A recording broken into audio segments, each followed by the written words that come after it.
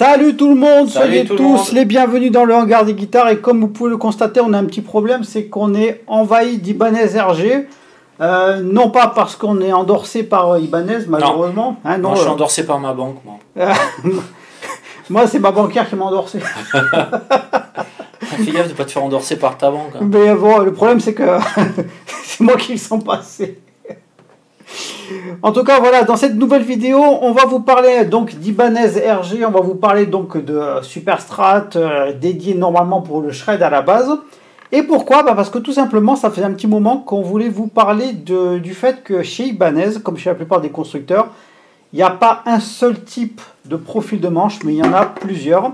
Et là, avec nos 4 Ibanez qu'on a ici, et bien justement, on a 4 profils différents. Tout à fait. Donc avec Jean-Philippe, et surtout avec Jean-Philippe qui en a essayé beaucoup durant sa carrière, plein, et ben on va vous en parler et on va vous dire un petit peu tout ce qu'on en pense, et du coup c'est parti.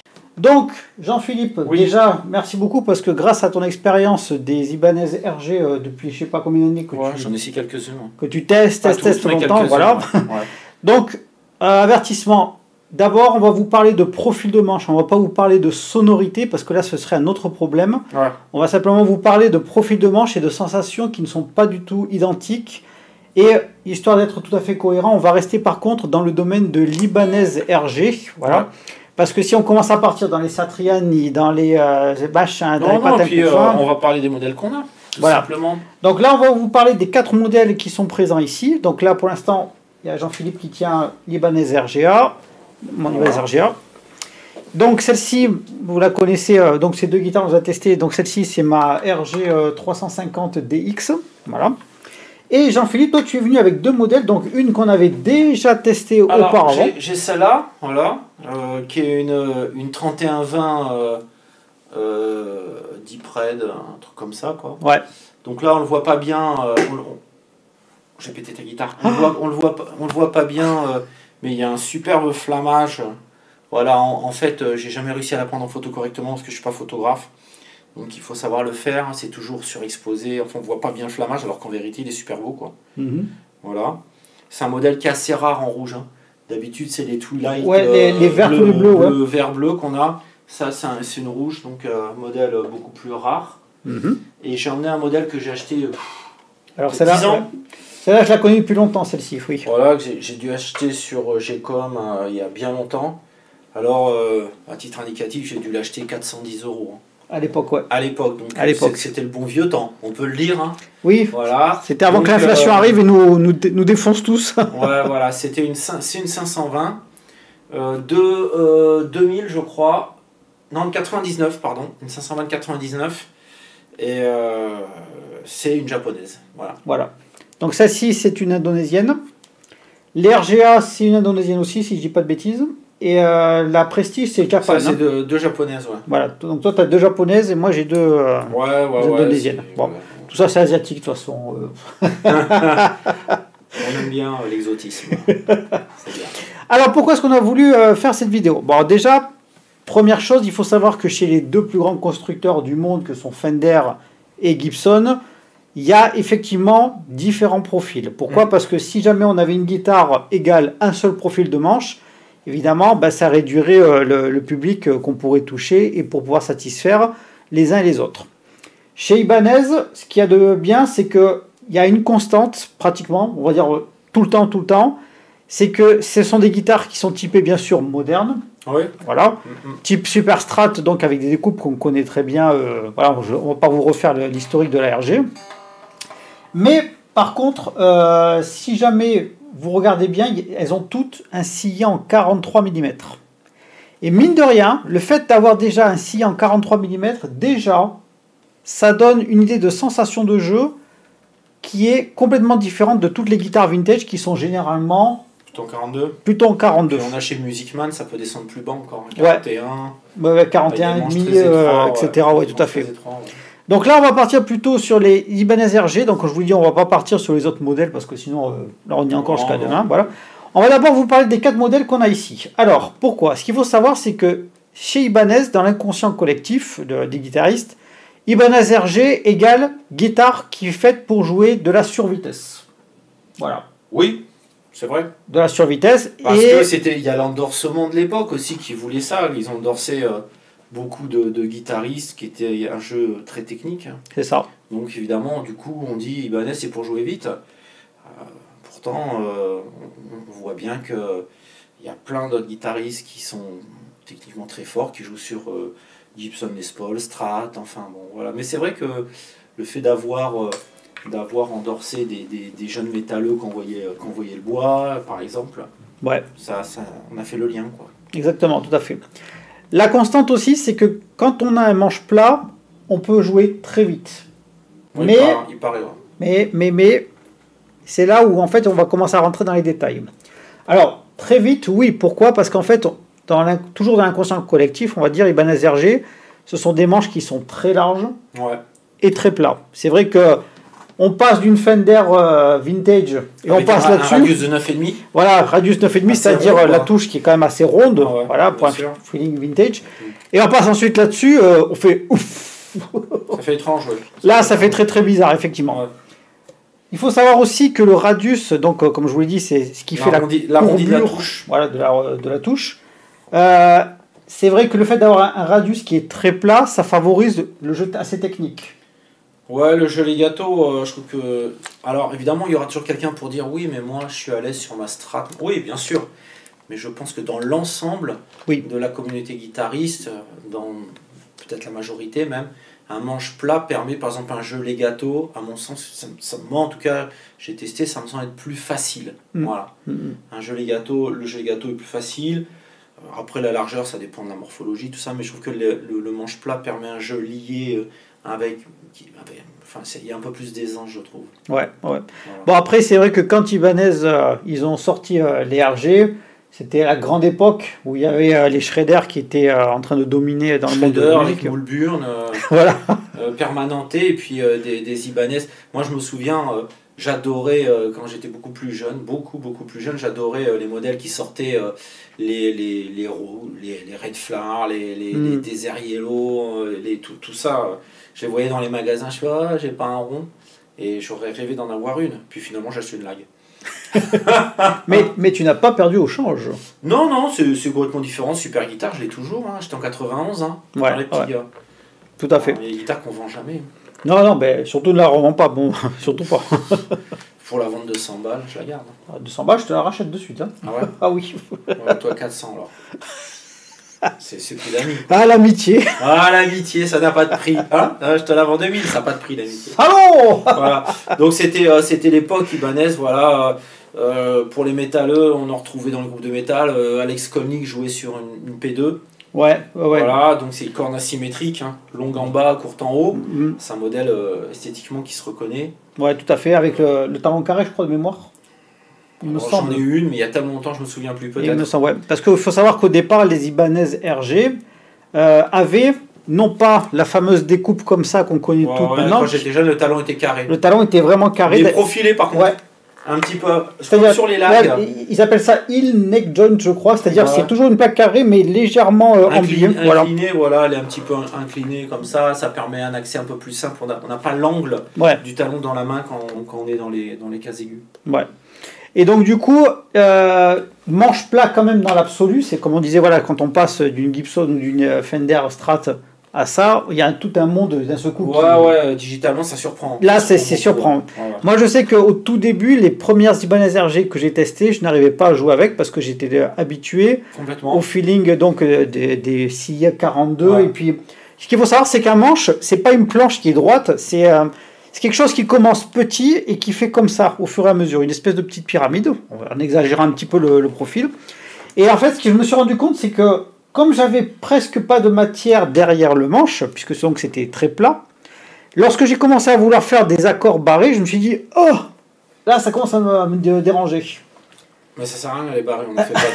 Je sais pas comment tu faisais des accords barrés, j'ai jamais fait un accord barré de ma vie. Moi.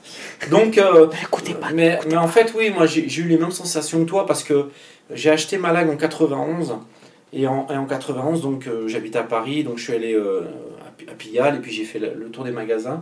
Et c'est vrai que j'avais essayé une superbe Ibanez, ça, en 91, ça fait un bail. Hein. Je dirais peut-être une 20-20. Ouais. Mais sans le système piezo. peut-être, ou une 21-20, je sais pas, un truc comme ça. Bon, en tout cas, c'était un Wizard Prestige ou un truc qui ressemble. Et je n'ai pas du tout aimé. Alors, je n'ai pas du tout aimé. Faut dire que je jouais sur quoi? Non, j'avais pas ma lag, puisque je jouais sur des guitares style Strat, donc avec des radius très prononcés, avec très arrondis, et donc j'étais extrêmement surpris, quoi. Ouais. Et ensuite, j'ai acheté ma lag en 91, j'ai essayé d'autres Ibanez, et là, pour le coup, ma lag, finalement, c'est quoi? C'est une Strat, hein. Et oui. Corps de Strat, manche de Strat, mais un manche de Strat en plus fin. Mais par contre, il y a quand même un radius qui est assez prononcé. C'est ça. Et impossible de jouer sur une Ibanez, quoi. Non. Impossible. Quand on vient de ce monde-là, il faut vraiment un temps d'adaptation. Ouais. Et surtout, est-ce que la morphologie de notre main et de nos doigts Par la maman. nous permet de pouvoir jouer sur ce type de manche? Ouais. Alors c'est vrai que par exemple, quand on commence à parler de différents profils de manches qui existent, par exemple chez Fender, c'est vrai qu'on a les 3 manches les plus célèbres qui existent, c'est-à-dire le C, le fameux C Fender, qui est donc le manche standard. C'est les notes que j'avais à l'école, ça. C'était pas sur 20 déjà à l'époque. Ça dépend les classes, quand tu es petit, hein, ABC, tout ça. Ensuite, il y a le Fat C, donc c'est pareil, mais c'est beaucoup plus imposant dans la main. Alors on n'est pas sur la manche Gibson, mais ça commence à y ressembler. Et après, on a le manche en forme de V. Alors là, par contre, donc c'est un peu plus pointu, ça fait une arête en plein milieu du manche. Voilà. Pareil chez Gibson, il y a différents types de manches. Il y a le manche 50, le manche 60, il y a des manches plus fins que Gibson a la réputation de faire des gros manches, etc. Néanmoins, j'ai testé des Les Paul avec des manches beaucoup plus fins que... Enfin, je m'attendais pas que ce soit aussi fin, puis très agréable à jouer aussi, quoi. Ouais, tout à fait. Voilà, c'était pas la poutre, quoi. Non, voilà, voilà. Je sais qu'il y en a plein qui ne peuvent pas jouer parce que justement, ils ont l'impression d'avoir trop de bois derrière. Ouais. Mais qu'ils ont leurs petites habitudes. J'avais lu une interview à l'époque, c'était Rocky George, l'un des guitaristes de Suicidal Tendencies, qui disait que lui, c'était Ibanez RG, dès que c'était trop gros, même le plus fin de chez Gibson, il dit mais je peux pas jouer là-dessus, c'est pas possible.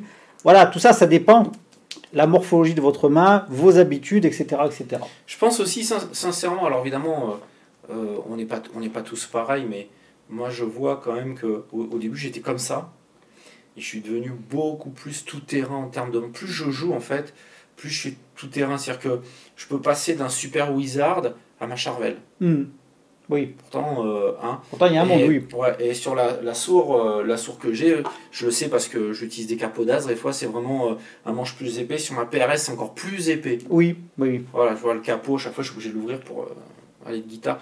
Néanmoins, ça ne me pose plus aucun problème. Alors ce que je fais, c'est que je switch assez souvent d'une guitare à l'autre. Ouais. Et puis du coup, ça fonctionne bien, quoi, en fait. Tu t'adaptes. Quand tu as un jeu plus avec le pouce derrière, moi, je trouve qu'on est moins emmerdé par l'épaisseur du manche que quand on a un jeu où on attrape plus le manche, comme ça, peut-être plus le blues, entre guillemets. Alors justement, est-ce que c'est pas aussi une histoire de style ? Bah, ça dépend ce que tu joues. De toute façon, si tu veux avoir un jeu legato fluide assez rapide, j'invente rien. Il y a un moment, le pouce il est derrière, sinon ça marche pas. Si tu joues comme ça, ta main elle est bloquée, quoi. Oui. Alors c'est bien pour faire un bend, tu vois.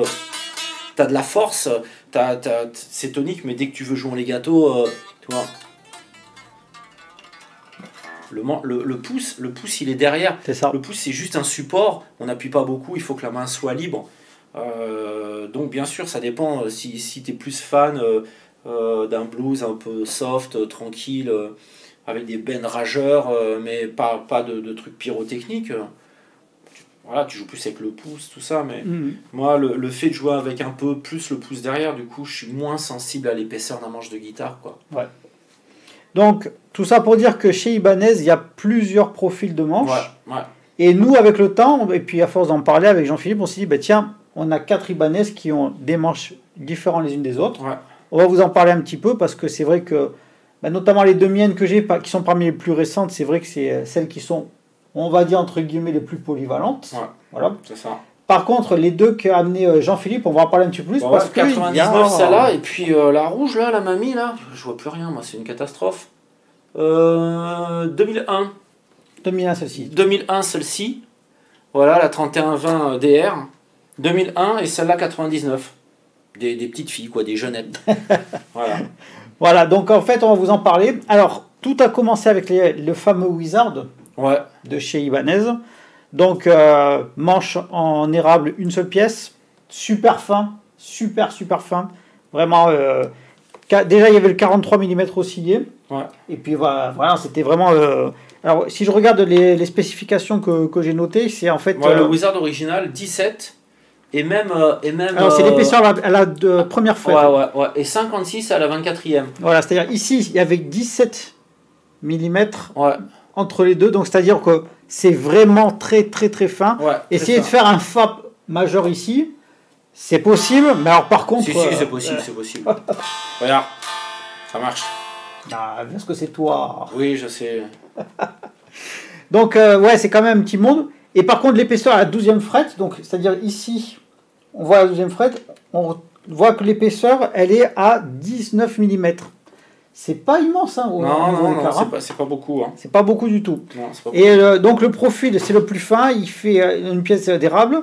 Et donc, comme je disais, c'est vrai que sur les premières RG, ben, on le reconnaît parce qu'en fait, le talon, ici, il est prévu pour recevoir un talon carré. C'est à ça qu'on le reconnaît d'ailleurs. Alors, je vous parle des premières RG. Hein, donc, ouais, mais moi, j'ai eu une 500, ma RGR 570, c'était un talon comme ça. Talon carré, un peu profilé, comme on disait tout à l'heure.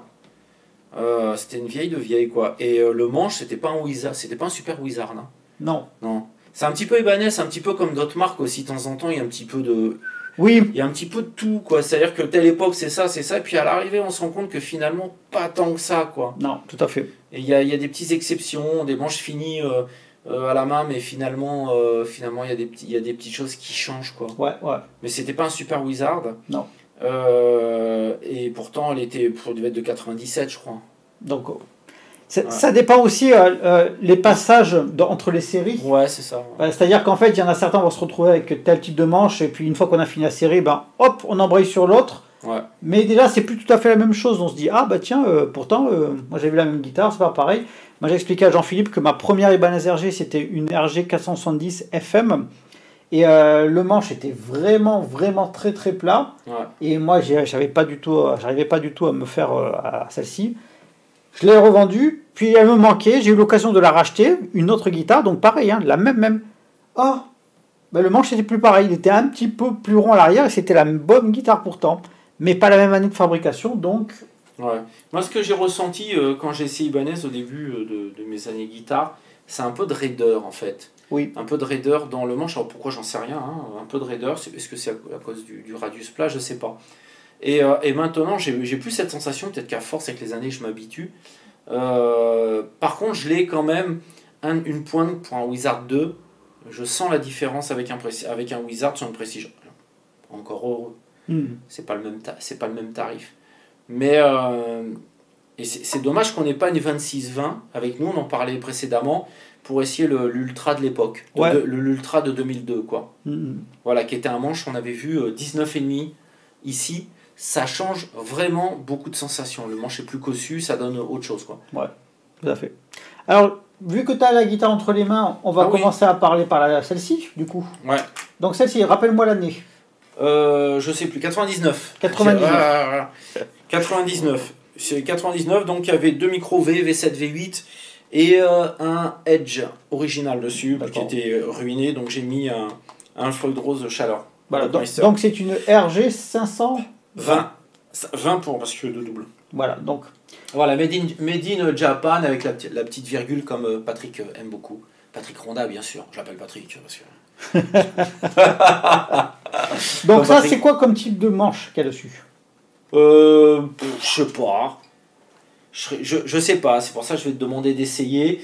Un Wizard, entre le Wizard et puis, je sais pas, peut-être un Wizard, quoi. Donc ça, c'est peut-être un Wizard, tu penses? Ouais, peut-être un Wizard, ouais. D'accord. Alors que l'autre guitare que tu as, la Prestige... C'est un Wizard aussi. C'est un Wizard aussi. Mais on n'a pas les mêmes sensations qu'on joue. Donc ça aussi, c'est un Wizard 1. Ouais, ça c'est un Wizard Prestige. Ah, c'est pas pareil. Non, c'est pas le premier Wizard, c'est pas le Wizard original. Ah. D'ailleurs, la guitare, regarde, il y a le All Access et tout. Oui. Non, c'est un Wizard qu'ils appelaient Wizard Prestige, donc 18, la première case, quoi. Donc, Wizard Prestige, il me semble que c'est celle-ci, hein, voilà, j'ai noté. Ouais, donc, c'est-à-dire toujours 43 mm toujours, la première, voilà. Ça change pas. 58. Largeur à la 24e case, à la 24e fret, donc ici, on est à 58. On y est. Épaisseur à la première frette, donc c'est 18 mm, donc Ouais. c'est 1 mm de plus que le premier Wizard. Ouais, tout à fait. Et par contre, à la 12e frette, donc ici, on est à 20 mm. Ouais. Voilà, donc Comme le toujours, Super Wizard en fait. Voilà, c'est ça, exactement. C'est vraiment au début, c'est plus fin. On a toujours le radius de 17, donc c'est super plat. Voilà, Radius de 17. voilà 17 pouces exactement. Ah, c'est 17 pouces, d'accord. Ouais, ok, je 17, sais pas. ouais, radius de 17 pouces. C'est 17 pouces, on dit. On 17 parle- pouces, ça fait. C'est des pouces, on dit des Ouais, pouces. 17 pouces, ouais. Et en fait, en millimètres, ça fait 430 mm le D'accord, rayon, ok. on va dire, etc. Ouais, c'est un grand standard chez Ibanez 430. Hein. Alors, à savoir que ces manches-là, justement, les Prestiges, ils équipaient pendant un moment les RG moyens et même parfois entrée de gamme, parfois. Et très rapidement, ils se sont dit, bon, attends, on va vite les mettre sur les Prestiges, justement, pour donner un petit côté cossu. Ouais, de toute façon, Voilà. quand on regarde l'historique Ibanez, en jetant un coup d'œil, on va se rendre compte que les Prestiges, le Wizard Prestige ou le Wizard, je sais pas, japonais, c'est une chose, et sur les modèles indonésiens ou autres, ils ont vraiment séparé aussi les séries avec des manches différents. D'accord. Ils ont pas, t'as pas ces cotes-là. Ouais. Par exemple, sur celle-là, on n'a pas les mêmes cotes que sur un modèle indonésien, par exemple. Eh oui, eh oui. Alors, sur la 520, il a en combien de parties le manche? C'est une seule pièce ou c'est C'est un manche renforcé en Bubinga. Bubinga? D'accord. Donc là, effectivement. On le voit bien la différence. Alors, à partir du moment où il y a ça, C'est un renfort. Ouais. c'est un renfort, donc on dit qu'il est en 3 parties. Un, dos, tres. Voilà. Vous avez d'autres manches qui, par contre, eux, sont en 5 parties. Tiens, regarde, un autre en 3 parties, mais il est pas fait pareil. Non. Je sais pas si on le voit. Non, non, pas du tout pas fait pareil, non. On voit. Alors, il faut vraiment mettre le nez dessus parce que là, Ouais. c'est distance. Mais effectivement, il y a 1, 2 et 3 la démarcation, c'est pas tout à fait la Il même pièce. est en 3 Voilà. parties aussi. Ouais. Alors qu'au contraire, moi, si je prends ma 350, ben, 92 parties. 65 milliards parties. Non, alors celle-ci aussi est en 3 parties. Voilà. Alors celui-ci, par contre, de manche, c'est un Wizard 2. C'est-à-dire qu'on est parti d'un Wizard et on s'est dit, on va essayer de rendre nos manches plus polyvalents parce que si jamais on fait que des manches plats, on perd une partie du public à qui on pourrait vendre Ouais. des guitares. Donc ils sont partis là-dessus. Un poil moins plat, ouais. Ouais. C'est plus en forme de D, j'ai envie de dire. Un peu plus, ouais. Il y a un petit peu plus de bois Ouais. derrière et un léger arrondi supplémentaire dessus. Ouais. C'est ça, exactement. Alors pour autant, ça reste quand même taillé pour le shred. Hein. Je veux dire, Moi, voilà. c'est les premiers manches qui m'ont fait ah quand je jouais sur Ibanez Japan, quand j'ai essayé des Wizard 2, j'ai vraiment pas aimé quoi. C'est particulier. C'est vraiment particulier. Je le trouve assez dur à jouer finalement. Alors, à savoir que moi, pendant un moment, j'ai eu une Ibanez signature Mick Thompson. J'ai la blanche. Ouais. Ouais. Moi, je la trouvais pas très jouable. La MTM2. Et quand j'ai joué dessus, j'ai fait oh, purée, j'ai l'impression d'avoir un tuyau en fer, quoi. Tellement c'était raide. Ouais, Et j'ai eu la même raide. sensation. D'un coup, tu perds 20 ans de guitare d'un coup. Enfin, Voilà. je sais plus jouer. Ou alors, vous savez, les coureurs, ils font un marathon et puis on dit ah, ben, tu cours trop vite, tiens, on va te mettre des poids dans le dos et dans les jambes. Et, voilà, Ouais. ben, c'est exactement l'effet que ça m'a fait Ça avec m'a la fait cette MTM2. impression aussi. Ouais. Donc, du coup, j'étais un petit peu déçu. Voilà. On peut le dire. Ouais. Et quand j'ai eu celle-là, je me suis dit, puis finalement, non, ça passe mieux. C'est pas pareil. Ça passe mieux. Pourtant, c'est toujours un Wizard 2. Quoi, c'est ce qu'on dit tout le temps. Hein. Faut essayer. Ouais, faut essayer, ouais. Et après la dernière, donc celle avec qui vous me voyez très très souvent, ma RGA 42 FM. Alors celle-ci, c'est un Wizard 3 qui est donc l'évolution de celui-ci. Mm. C'est encore un peu plus polyvalent. Je le préfère. Je le trouve plus facile à jouer. Voilà. Alors là-dessus, jouer des accords barrés, c'est pas un problème. Je le dis, moi je le fais très régulièrement. Ça reste quand même large, on va dire, c'est pas du tout une Fender, c'est pas du tout une Gibson. Non, bien sûr. Mais derrière, il y a un petit peu plus de matière, c'est plus en forme de dé encore, mais moins un dé aplati, c'est plus un vrai dé à l'arrière. Là, c'est plus un dé, mais aplati.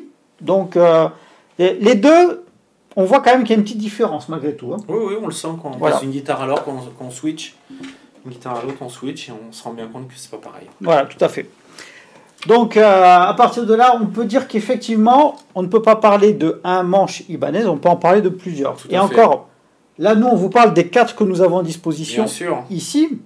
Mais si vous allez sur le wiki Ibanez, donc sur Internet, vous allez voir tous les manches qui sont sortis. Ouais, il y en a eu un paquet. Dans Wow. cette génération de guitares, là, les deux japonaises que j'ai, voilà, celui qui est vraiment encore différent, c'est celui que j'évoquais tout à l'heure, c'est l'Ultra. L'Ultra 2002 qui est sur des 26-20 QM.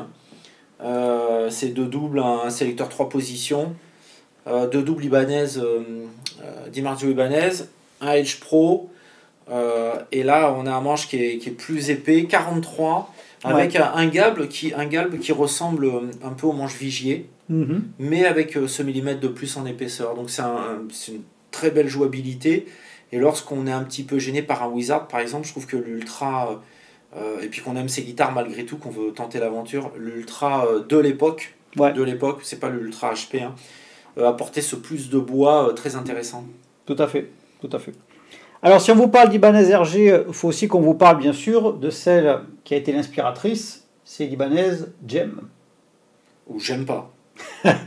Ou Gem et les hologrammes. Comme alors je sais pas, franchement je suis sur le net, il y a un peu bataille sur l'origine de la RG. Oui. Donc je ne mettrai pas d'avis, j'en sais rien. Alors moi je vais pas donner d'avis non plus, mais je vais juste dire que il me semble que effectivement quand au départ Ibanez s'est dit on va couler si on trouve pas quelqu'un qui nous représente rapidement avec un niveau technique de ouf, et que tout le monde a dit mais qu'il leur fallait absolument Steve Vai. Et donc Steve Vai il a envoyé toutes les guitares qu'il avait à sa disposition de toutes les marques. Et il avait mis plein de collants partout en disant ben voilà, ça j'aime bien, ça j'aime pas, ça c'est super, etc. Il a envoyé toutes ces guitares. Et donc Ibanez, ils ont essayé de faire un gloubi-boulga de tout ça. Et c'est ce qui a donné ce modèle-là. Et l'Ibanez RG très rapidement et donc a été, on va dire, le fer de lance de la marque. Hein, je veux dire, c'est ça. Je veux dire, c'est même pas la Satriani, c'est même pas la. C'est même pas la Satriani ou non, c'est vraiment la RG. C'est vraiment, voilà, c'est celle-ci qui est vraiment présentée. Quand on voit le catalogue, on voit bien que la RG a toujours une grosse place. Oui. Ils ont lancé la ligne premium, et si on va sur le site Ibanez, on se rend bien compte que la ligne premium, elle a vraiment rétréci à plus de 3-4 modèles.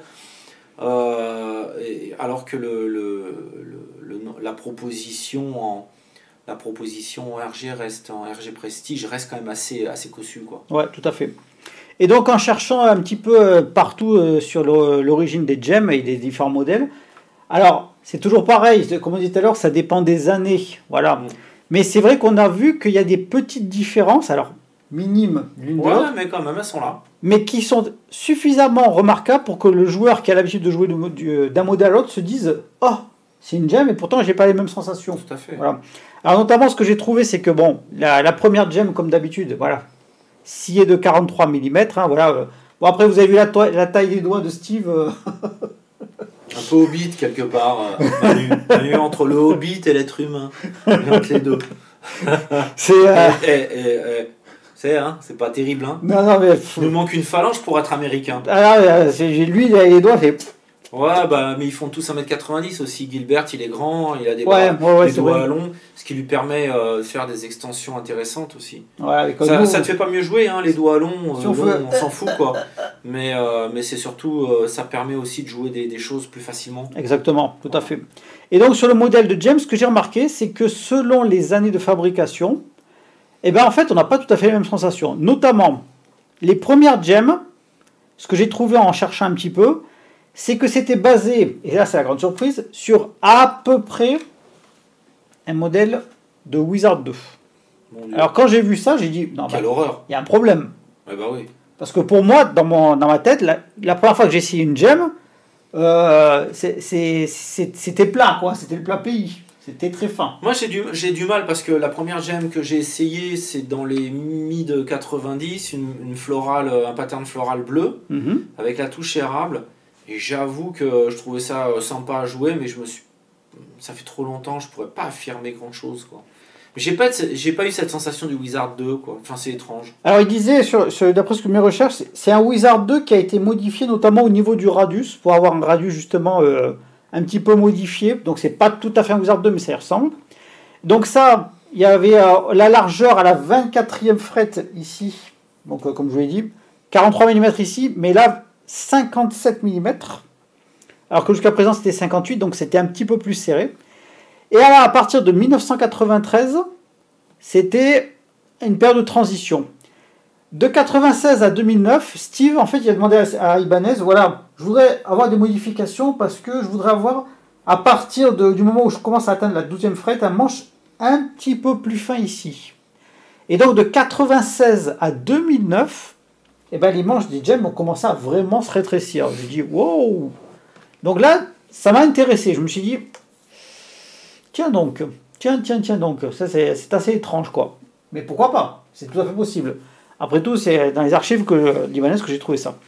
Et ensuite, à partir de 2009 jusqu'à de nos jours, le manche ici c'est encore à nouveau élargi et c'est encore affiné. Donc du coup, en fait, c'est-à-dire qu'avec le temps, il demande de plus en plus fin. Voilà. C'est tout à fait possible. Après tout, je veux dire, c'est une demande de l'artiste. Bon. Alors, la question qu'on peut se poser, là, je vous invite tous à aller chercher, c'est que je me suis jamais posé la question, et puis à force de traîner sur des forums français et anglo-saxons, aller traîner un petit peu, ça sert à ça Internet d'avoir de l'autre côté du monde. Bah oui. En fait, Steve Vai ne joue pas sur Ibanez. Non. En fait, faut Steve Vai dire la joue vérité, sur oui. des modèles estampillés Ibanez, mais sur des modèles fabriqués, enfin en tout cas, c'est des luthiers américains choisis qui s'occupent de lui faire ses guitares. Ouais, ultra select. Donc déjà là, bon, je me faisais pas d'illusions sur les modèles signature. Notre modèle signature, c'est pas le modèle de l'artiste, faut pas rêver, parce que c'est comme ça. Ouais. Je le comprends bien. Mais du coup, là, j'ai découvert, et quand même, j'étais surpris. Je pensais que c'était quand même la team J-Craft qui s'en occupait. Ben, moi fait, aussi. Pas du tout. Mais après, c'est peut-être pour une histoire de pratique, c'est-à-dire que le Japon, c'est un peu loin. Oui. Et peut-être que pour lui, d'avoir un luthier pas si loin avec qui il peut discuter le truc. Voilà. Donc après, les choix des manches et compagnie à travers les années pour les gems, en sachant que c'est pas Ibanez qui lui font ses guitares. Ou peut-être que Ibanez lui donne des prototypes et puis c'est affiné par un luthier. Je sais pas trop, j'invite chacun à aller chercher ça, mais en tout cas, c'est pas du tout la gemme que vous achetez. Néanmoins, pour avoir vu Steve Vai en concert à Barcelone, ça l'empêche pas de faire la promotion, ça l'a pas empêché de faire la promotion de la gem couleur, c'est la bleue, la premium. Oui. Voilà, et puis il joue un ou deux titres dessus. Donc c'est bon, je me doute bien que la guitare est passée entre les mains de son guitar tech, Oui. mais je pense que ça reste une bonne grade quoi. Non, c'est une bonne guitare, mais on paye la signature. Voilà, je veux dire, on paye la signature. On paye la signature. Et ne soyons pas naïfs, une fois que la guitare arrive entre les mains de l'artiste, elle est trafiquée à mort, pour que ça lui convienne. Et puis c'est normal, lui là c'est à volonté, il peut la changer. Oui, je veux dire. Qui ne le ferait pas. Quoi. Là, on parle de manches, mais c'est pareil, voilà. Les vibratos, c'est pas les vibratos qu'on a, nous, dans le code du commerce. J'ai du mal à croire que Steve Vai a les mêmes edge que le edge qu'on vend. Peut-être que oui, je peux me tromper, mais je pense que vu ce qu'il leur met dans la tête, il doit avoir, Goto doit lui fournir des edges particulièrement renforcés. Quoi. Oui, je pense que le matériau employé pour les vibratos n'est pas du tout le même. Parce que vu ce qu'il fait avec le vibrato, moi je sais pas, j'utilise des Floyd depuis toujours et j'ai bien remarqué la limite du système dans le temps, quoi. Voilà. Donc un Edge, tu peux pas faire des vailleries toute la journée pendant 6 mois, c'est pas vrai, quoi. Non. Il est mort, ça fait un moment qu'il est mort déjà. Donc je soupçonne d'avoir aussi des vibratos avec des matériaux de vraiment très très haute qualité pour tenir dans le temps. Et puis je pense qu'il en reçoit des palettes en bas de chez lui. Oui, en tournée, je crois qu'il y a 2-3 wagons qui le suivent. Voilà, au cas où qu'il y a des problèmes, puis des guitar tech, il est aux petits oignons, quoi. Oui, ça c'est sûr que oui. Ça serait du bonheur, à la limite, qu'est-ce qu'il vaut mieux rencontrer, Steve Vai ou son guitar tech? Moi je suis assez partagé, tu vois, un peu des deux. Parce que le guitar tech, c'est vrai que ça se discute, quoi. Ouais, Vai en concert j'ai adoré, mais je pense que son guitar tech, ça doit être extraordinaire de passer un moment avec lui, quoi. Je crois qu'il doit avoir 2-3 anecdotes bien croustillantes à nous raconter puis, sur lui, sur son matos. Ouais. On doit apprendre des milliards de trucs, quoi. Ouais. Il faut essayer, il y a vraiment beaucoup de manches différents. Non, il faut vraiment essayer. Et puis, je pense que même l'amateur de vintage peut trouver un manche sur lequel il se dise, ça restera toujours large, mais voilà, je me sens bien avec celui-ci, ça peut le faire, c'est cool. Oui, on a quand même un petit côté, si par exemple je prends l'Ultra, qui est quand même plus épais que le Wizard, et pas qu'un peu, puisqu'il est 19,5 à la première case, au lieu de 18, mais on sent une parenté, on sent il y a une filiation avec Ibanez, c'est sûrement peut-être la largeur et le radius, mais au niveau sensation, c'est quand même pas mal du tout, parce qu'il y a plus de bois. Oui. Et attention, parce que les ultras ont pu changer, on a pu remarquer sur le tableau, les ultras d'avant et les ultras maintenant, c'est pas pareil. Non, selon les années, non. Et je dirais, par exemple, moi j'ai une 3120 RGT, donc le même modèle que ça, mais avec un manche conducteur. La 3120, et non pas la 3020, la 3120 RGT avait un manche ultra traversant. Et franchement, c'est peut-être le manche le plus épais sur lequel j'ai joué. En tout cas, ça me fait penser au manche de la PRS. Donc attention, là aussi, c'est pareil, un manche très épais, mais toujours avec ce radius particulier Ibanez, quoi. C'est vrai, moi je l'avais essayé, c'est vrai que c'était très cossu. Hein. Très fat, très gras. Ouais. Voilà. Et à côté de ça, moi je me rappelle que j'avais mon Ibanez Iron Label, la RGT FR. C'est ta plaque d'immatriculation, ça, non? Enfin, je sais plus, c'était mon Iron Label, c'était la plus élevée de toutes les Iron Label, avec un manche traversant, encore en freine, touche en ébène. 20 RGIT. 20 RGIT, oui, je crois que c'est ça, oui. Voilà, c'est ça. Tu te rappelles mieux que moi. Ah bah, tu me l'avais prêté quelques jours. Oui, bah. On s'échange du matos, faut pas le croire. Hein. On se le bien hein, quand quelqu'un achète un truc, il le passe à l'autre pour qu'il puisse tester. Bah oui. Et en fait, je me rappelle que cette Ibanez là, lorsque j'avais regardé les cotes, ça disait que c'était pareil qu'un Wizard 3, qui est censé être polyvalent. On l'a essayé tous les deux, je peux vous garantir que jamais c'est les mêmes cotes. Hein. Non. Par contre, moi je l'ai aimé pour le coup. Alors, pour moi, c'était devenu trop plat, du coup. Moi, je l'ai aimé. Je trouvais qu'en solo, c'est un avion de chasse. Incontestablement. Mais par contre, je le préfère largement à un Wizard 2. C'est un peu... Bah oui, c'est pas pareil. Voilà. Il faut essayer. Mais moi, j'aimais bien... il n'y aurait pas eu les EMG, je te l'aurais acheté. Bah, pourquoi tu me l'as pas acheté? Parce que les EMG, j'aime pas ça. Bah, ça se change, le micro. Oh, c'est chiant, j'ai plus envie. Et de toute façon, tu sais quoi? C'est pas grave. Je l'ai échangé. Tu sais contre quoi? Non. Contre quoi? Ah, la Sterling. John Petrucci. Ah, la John Petrucci, on la colle. Ma Sterling John Petrucci, qui pour le coup est un véritable avion de chasse pour moi. Ouais, mais le manche est super bien. Mais c'est pas Ibanez, on s'en fout. Voilà, là c'est pas le sujet, oui. C'est quand même autre chose.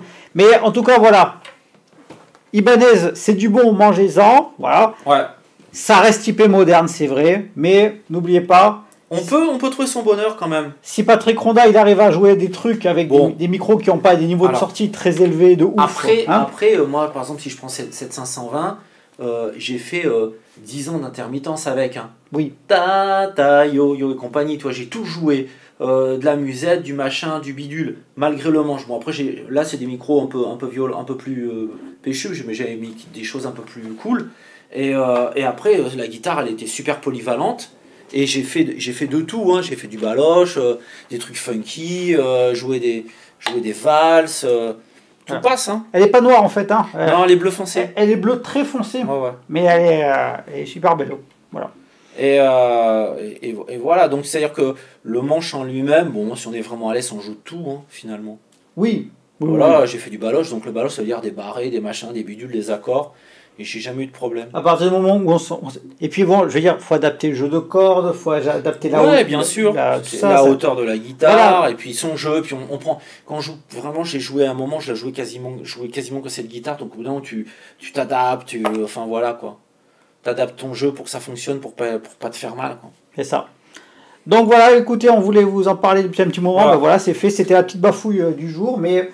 Un dernier détail quand même, Manu. Pour la route. Allez, un petit détail pour la route. On remarque qu'ici, il y a deux trous pour le passage du blocage qui passe à travers. Donc si par hasard vous achetez une vieille RG comme la mienne, faites attention que ici le manche ne soit pas fendu. Quoi. Oui. Parce que ça peut arriver. Bon, la mienne elle n'est pas fendue, voilà. Mais ça peut arriver. D'ailleurs ici on voit sur celle-là on voit un petit renflement. Oui, ici. La volute, ouais. C'est pour en fait renforcer le manche. Du coup ça n'a pas bougé. Mais sur la 520 il n'y est pas. Et ça n'a pas bougé non plus. Mais à vérifier, parfois j'ai vu des modèles avec des fissures en haut, fissures du bois. Donc il faut être prudent quand il y a des vibratos comme ça. Voilà, c'était le petit truc. Très bon à savoir, exactement. Ouais. En tout cas, merci beaucoup d'avoir suivi cette petite bafouille du jour. Parce que je pense que ceux qui se posent des questions sur Ibanez, justement, il y en a plein qui posaient aussi des questions en disant vous avez plein d'Ibanez, vous êtes endorsé. Non, on n'est pas endorsé. Mais alors du coup, vous y connaissez, on s'y connaît un petit peu. Alors, moi je vais juste avouer un truc, je suis endorsé par ma banque, c'est le Crédit Lyonnais. Mais par contre, j'ai un endorsement limité, c'est le solde de mon compte.